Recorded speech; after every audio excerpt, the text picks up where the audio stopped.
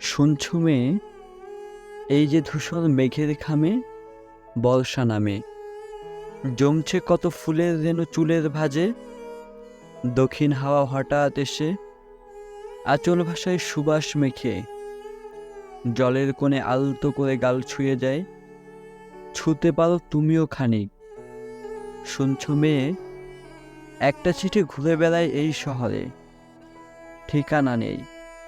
সেই চিঠিটার বুকের ভেতর জমছে ব্যথা সঙ্গোপনে। বাতাস ভারী দীর্ঘশ্বাসে কি যায় আসে।